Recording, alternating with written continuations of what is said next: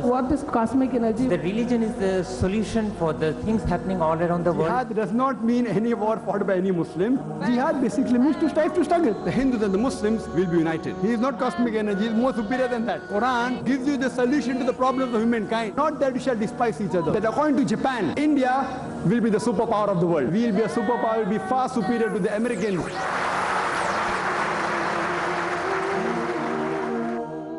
Alhamdulillah. Wassalatu wassalam ala rasulillah wa ala alihi wa sahbihi ajmain. Amma ba'd. A'udhu billahi minash shaitani rajim. Bismillahir rahmanir rahim. Wa man ahsanu qawlan mimman da'a ila Allahi wa amila salihan wa qala innani minal muslimin. Rabbi shrah li sadri wa yassir li amri wa hlul 'uqdatam min lisani yafqahu qawli. I welcome all of you with the Islamic greetings. Assalamu alaikum wa rahmatullahi wa barakatuh. May peace, mercy and blessings of Allah subhanahu wa ta'ala be on all of you. You are most welcome to ask any questions on Islam and comparative religion or any question on propagation of Islam. If there are any questions, you are most welcome, brothers and sisters. Yes, brother. Assalamu alaikum wa rahmatullahi wa barakatuh. Brother, my question is, we all believe in destiny and Allah subhanahu wa ta'ala is a provider and sustainer of life. I have heard that there is hadith which says that Prophet sallallahu alaihi wasallam used to keep food provision for 1 year. However, if any difficult situation arises, we are taught to say tawakkal to Allah. Now, against this backdrop, can we go for insurance? He said the Prophet used to give provision for food, and then Prophet said tawakkallah, have faith in Allah. So can you do insurance? See, Prophet and Quran has said several places that you have trust in Allah. But Prophet also said trust in Allah by tie a camel. Trust in Allah by tie a camel. That doesn't mean leave your house door open and say no robber will come. Trust in God but tie a camel. If you know the area is bad, where there are chances of being robbed, your duty as a Muslim is to close the door. If you are living in the olden times of Saudi Arabia, where no one could dare to rob because the hands would have been chopped off, and then you keep even your gold shop open, no problem, because there robbery never took place at that time. But here if you say in Bombay that I have faith in Allah and going to leave my house door open and then keep the money, keep my gold shop open without locking it. So the Prophet said trust in God but tie a camel. Now coming to a basic question of insurance. Can we do insurance is the main question. Basically, insurance per se is not haram in Islam. Insurance per se. I know many people say insurance is haram, but there's no verse in the Quran which says insurance is haram per se. That's the reason when you give charity, minimum you have to give is 2.5% of the excess wealth. That's the minimum, zakat. 2.5% of whatever is the saving above the nisab level, 85 grams of gold is the minimum. What is maximum? Everyone says 100%. It's not 100%. Maximum is keep minimum requirement for your family and then give. You can't give 100% and let your family come on the streets. That's not allowed in Islam. That doesn't mean don't trust in Allah. You have to look after your family also. So similarly, insurance, if you want to insure that today I'm there, suppose my property will get damaged, and to insure, or if I die, who look after my family? Insurance per se is not haram, but because most of the insurance companies, they work on the system of riba, interest, therefore it's haram. So most of the insurance companies in the world, they work on the system of riba, therefore it's haram. But there are many Islamic insurance companies in Pakistan, in the Gulf countries, which work on the Sharia. Normally, whatever money you give in the conventional insurance company, when you give your money, they keep it in the fixed deposit, and they get the money, interest, and if something goes wrong, if there are 100 people, 2 people have a problem, so they take the money of 100 people's interest, and it may require only 60% people's money, and the remaining 40 becomes the profit. Example, just an example. So in the Islamic system of insurance, they take your money and they invest in the Islamic investment, or profit and loss sharing, or any other investment which is not haram. So insurance per se is not haram, but taking an insurance which is involving riba is haram. So in Pakistan and in many Gulf countries, there are Islamic insurance companies which work on the basis of Sharia. Whatever money you give as a premium, they take it and they invest it in the Islamic way. If something goes wrong, they give your returns with the profit from the Islamic system. So insurance per se is not haram, but taking out insurance based on riba is haram. Hope that answers the question. Any sisters have any questions? Assalamu alaikum. Wa alaikum assalam wa rahmatullahi wa barakatuh. Brother, there is a group of people who want to help the community. They give loan to buy a house or a flat. The buyer says that he can pay back after 3 or 4 years. Example, he buys the house for 33 lakhs and is ready to pay back 40 lakhs after 5 years. So is it equivalent to interest? The sister asked the question that if some people are willing to help some other Muslims who don't want to involve in interest, and they give 33 lakhs, suppose the market value of this flat is 33 lakhs. And if they are willing to repay after a few years, say 5 years or 10 years, and they say whatever after 5 years or 10 years will be the value of the flat, I will give you that much amount, I feel it is fine. It is not interest. Why? What they say that if the land value appreciates, but there should be a common understanding that which land value will you take. The land value may differ. So you have to have a common understanding. Okay, let's take the value of this record or this magazine or the government or whatever it is. So first you have to take an understanding whatever is the land value or whatever is the market, the lowest and the highest will take the middle one. And when you do such a deal, put it in writing, because this will not be like a Qarze Hasan. It will not be like Qarze Hasan, it will be like profit and loss sharing, whatever it is. You may not want a lot of profit. So if you are saying that I'm ready to give you loan to buy a flat, but if the value of the flat increases, give me that much amount, so this will not be counted as a interest-free loan. It will be counted maybe as an investment or 2-in-1. Thoda paisa bhi banane ka, thoda help bhi karne ka, no problem. If you say, okay, fine, today it is 33 lakhs, after 5 years it's 40 lakhs. Is he going to give one installment? Or is he going to give part installment? You say, fine, today 30 lakhs, I give you 10% of the house value. So it becomes 3.3 lakh.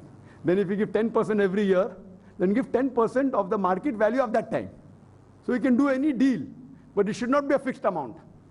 You should not say, I'll take 33 lakhs, after 5 years give me 40 lakhs fixed. That is haram. If it goes to 40, give 40. If it goes to 35, give 35. It may go down also. So if it goes from 33 to 20 lakhs, then you also get 20 lakhs. It's both ways, profit or loss. So when you do such a deal, be careful. Sometimes the market value even go down, real estate value goes down. So you can do such a deal. It's totally around Islam, but it should not be a fixed amount. And secondly, don't keep it too vague, otherwise there will be a dispute. Quran prefers to put down in writing in Surah Baqarah chapter 2 verse number 282. Any financial transaction, Allah says in Surah Baqarah chapter 2 verse number 282, that put it down in writing and get 2 witnesses amongst the men, so that there's no dispute. So this is done, sister, there's no problem at all. Hope that answers the question. Yes, brother. Assalamu alaikum. If someone wants to take a loan from an Islamic bank or wants to buy a machine through an Islamic bank in the Murahaba system, and after 1 year when the customer pays back the amount, or the bank normally charges them a fee or a charge for that matter as profit, which somewhat is equal to the amount of the interest charged by the conventional banks, to which even Sheikh Taqi Usmani says that it's allowed, and he gives the example of 2 brothers who have 2 shops, one is selling alcohol and the other is selling Islamic books. So if the Islamic person wants to match the profit of the person who is un-Islamic, can we do so? The brother asked a question that in the Islamic bank, he's talking mainly of the Murahaba system. There are various systems called Musharika, Mudaraba, and Musharika is the profit and loss sharing. In the Murahaba system, it is that if a customer wants to buy a machine, maybe it's costing 100,000 rupees, $100,000, and the customer says that you buy for me the machine, I'll return the money maybe after 6 months or 1 year. So the Islamic bank says, okay, fine, we buy the machine for you, and you pay us 6 months later or 1 year later, but we want X amount of profit. Similarly, when you go to a conventional bank, and if a customer goes to a conventional bank, and if he says that I want loan, for X, Y, whether to buy a machine, maybe say machine, I want to loan $100,000, 100,000 rupees, but I will give you back after 1 year. So the bank charges an interest. Depending on the country, it may either be 6%, 7%, 8%. The country which has very little inflation, the interest rate may be 2%, 3%, 4%. It may go up to 10, 12, depending upon the country. So that conventional bank of that country charges an interest rate. If you give after 1 year, I will charge you 8% extra, 10% extra, 6% extra. So interest per se, everyone agrees is haram. Now in some of the Islamic banks, or many of the Islamic banks, as the brother asked a question, that if they charge a profit, only the word is different. Instead of interest, they said it's profit. That we want 8% profit or 10% profit, or say the bank is charging 10% interest. out of $100,000 loan they have given for the machine, the conventional bank says after 1 year, you give me $110,000 or 110,000 rupees. The Islamic bank running in the same country says, fine, I'll buy the machine for you. After 1 year, if you give the money back to me, or I give you loan to buy the machine, I want a 10% profit. Profit per se is allowed in Islam. But the question posed is, the profit the Islamic bank is taking, the benchmark for that profit is the interest rate of a conventional bank. Is that allowed? Is the question. And the questioner has said that the Sheikh Taqi Usmani, he is one of the authorities in economic finance, in the Islamic economic system and Islamic banking. He gives an example that if there are two brothers, both of them have got a shop. And in that shop, both want to do business. And one of the brothers, he's Islamic, the other is un-Islamic. The brother who's un-Islamic, he is selling alcohol. The brother who's Islamic, he says alcohol is haram, so I will not sell alcohol, I will sell Islamic books. But he says, what my brother gets profit, I want to get the same profit. So when he sees his brother is taking 10% profit on alcohol, this brother who's Islamic says, alcohol haram, but Islamic books is halal. But even I will put 10% profit. So logically, is it allowed or not? Yes or no? Yes. And even I agree, logically, if one person is doing haram activity, but his profit margin is 10%, if other person is saying alcohol haram hai, main Islamic book karo, allowed hai, but I want to earn 10%, perfectly fine. So giving this argument, he tries to say that the Islamic bank, if he takes a fixed profit based on the interest rate, like 10%, he's selling alcohol and marking up 10% on whatever alcohol goods he's buying. So the Islamic bookstore person also marks up 10%, it's allowed. So similarly, for Islamic bank also it's allowed, which I personally disagree. And I'm aware that many of the Islamic banks run on this system. And the point to be noted is that I respect Sheikh Taqi Usmani. He's a great scholar. But I'm aware that he's on several boards of many Islamic banks. He himself says that just because I'm on that board of the Islamic bank, that doesn't mean that the Islamic bank is 100% Islamic. He himself says that he doesn't know of any Islamic bank which is 100% Islamic. But his intention is that if it is 50% Islamic, tomorrow it will become 60%, tomorrow it will be 70%, which I respect his view. And I respect the guidance he gives. But different people have different thinking. For example, I per se, if I'm in charge, I would want 100% Islamic. That doesn't mean what Taqi Usmani Sahib is doing is wrong. He wants to encourage the Islamic system. Now the difference, normally what the argument he gave, the example he gave, for a layman he'll be satisfied. But here we analyze that the example given both the cases, there's a difference of chalk and cheese. On the face of it, it looks similar, but there's difference. The point to be noted that when a person is selling alcohol, what is haram in that is selling the product alcohol. Alcohol is haram. Profit is not haram. So you can surely match the profit but not match the product. Haram there is the product, alcohol. The margin, whether 10%, 20%, Islam gives you full freedom. The haram activity is because he's selling alcohol. Mentioned in the Quran, mentioned in the Hadith. So he's not copying the haram thing, he's copying the halal thing. So if he equates and says, if my brother earns 10%, I'll earn 10%, no problem. He can earn 15% also, no problem. But if he says that fine, intoxicant is haram, now my brother is selling alcohol, I will sell drugs. Intoxicant is haram, whether alcohol or whether drug. So if he changes the intoxicants and converts alcohol to drug, even that becomes haram. Whether he charges 5% profit, 10% or 20%.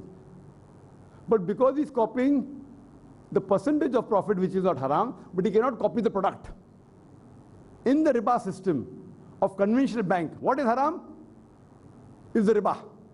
Fixing a fixed amount of percentage on a fixed amount of money. Interest by definition means money earned on money lent. Riba also means an increase. So if you have fixed percentage of increase in the principal amount, fixed percentage of profit is fine, but profit keeps on varying. So there is a variation in that. For example, I said I'll take 10% profit. But the profit may vary. The profit may be 10 rupees, maybe 20 rupees, maybe 30 rupees. So I get 10% of that. Suppose I'm doing business with a partner. Whatever profit, we'll share 50-50. 50% profit is fixed. But I don't know how much will he earn. In 1 month, he may earn 1 lakh rupees, then I get 50,000. If he earns 200,000 rupees, I get 100,000 rupees. So finally, the amount that I get is variable. And you're fixing a profit. Even on fixed amount, for example, if I say that I will buy this machine, and after 6 months I'll give it to you, or I will buy it for you, you give the money back to me after 6 months, but I want a fixed profit, 10%. And then because the machine costs 100,000 rupees, $100,000, the amount comes to 110,000 rupees, even that's allowed in Islam. So if you buy 100,000 rupees machine, I will get 110,000 rupees. If you buy 50,000 rupees machine, I'll get $5,000 or 5,000 rupees, means 55,000. Is it clear? So fixing a percentage is allowed. But in riba, what do? It is based on the interest. Fine? For example, the difference, how you can differentiate chalk and cheese, is that in a conventional bank, if someone comes for loan, whether it is for steel, whether it is for wool, or whether it's for glass, or whether buying an equipment, computer ho, ya car ho, the percentage of interest is the same. Because it is depending upon the money.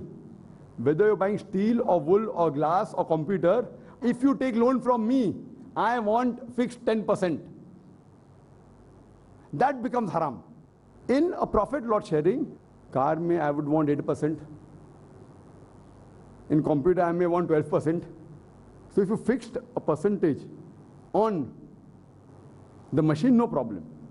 But if you say, if they match the conventional bank, that means whether a person comes for loan, a businessman comes to take loan for steel, or for wool, or for glass, or for computer, or for car, his percentage remains the same, which is again un-Islamic. If the products change, the percentage also changes. So fixing an amount equivalent to the conventional bank always is haram according to me. He can say sometimes it may match. Like if the conventional bank is 10%, if you take from me computer, I will charge 8%. If you take from me car, I'll charge 10%. If you take steel, I'll charge 20%, or 12%, or 15%. If some of the percentage matches with the conventional bank, it's coincidence, there's no problem. But if you say whatever the conventional bank will charge, I will charge the same, and I'm aware that many Islamic banks work on the system, according to me is haram. What they say, that if we do not compete with the conventional banks, who will take loan from us? I speak to many of these people running banks, and they find me very strict. So आखिर पे business कैसा करेंगे? Business करना फर्ज है क्या?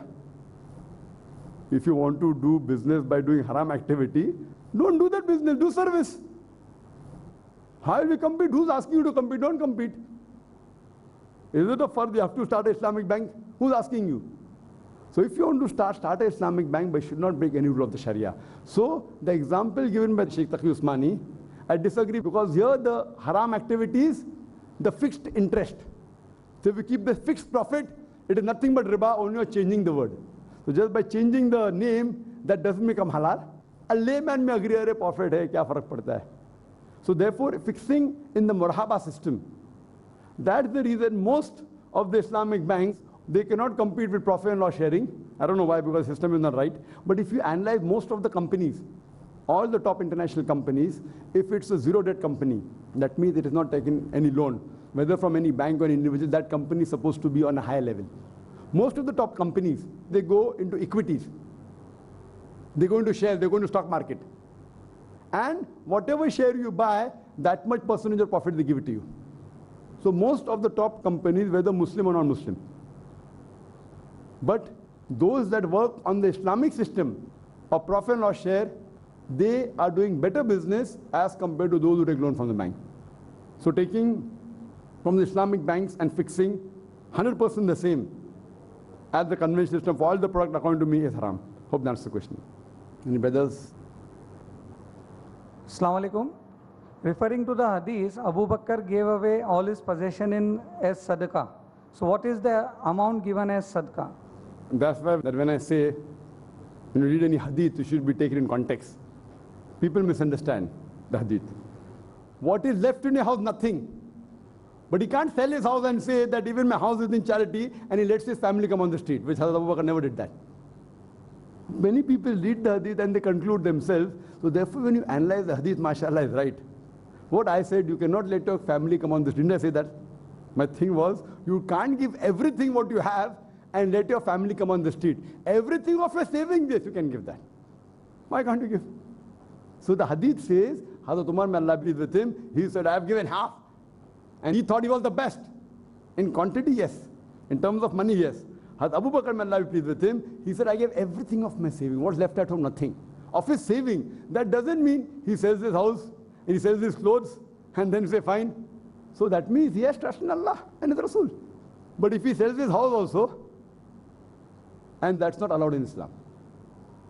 As a general, if someone does that, we're required. See, again, this is a general statement what I made. Suppose someone says, example, hypothetical, okay, fine, so much thing is required for jihad. And it's a must. And if Prophet's life is in danger, I would sell even my house for that. You understand? No? But generally I'm talking about. So that was for jihad. But even that time his house was there with him. And secondly, if the Prophet also asked for jihad, that will you sell your house? Hazrat Abu Bakr Malaipi surely would have said yes. Not that he would have said no, but that is a different situation. But they talk about general charity. Because there if you require that we should love Allah and His Rasul more than ourselves and our wives also. So in that context, if you realize, even if some Sahaba sells his house also, it's allowed in Islam. I'm talking about general context. So when the Prophet said, trust in God but tie a camel. So here that means he's not tying his camel.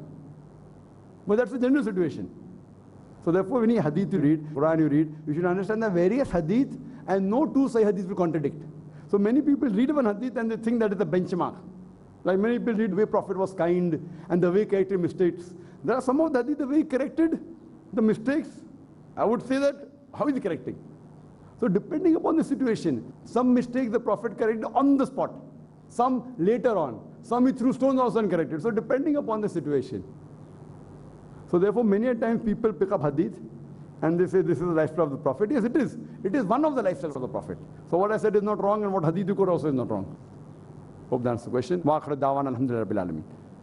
فيا رب إنك أنت السلام منك السلام إليك السلام فيا رب إنك أنت السلام منك السلام إليك السلام لأمرك يرجع أمر الأنام بين يديك قلوب الأنام لأمرك يرجع أمر الأنام بين يديك قلوب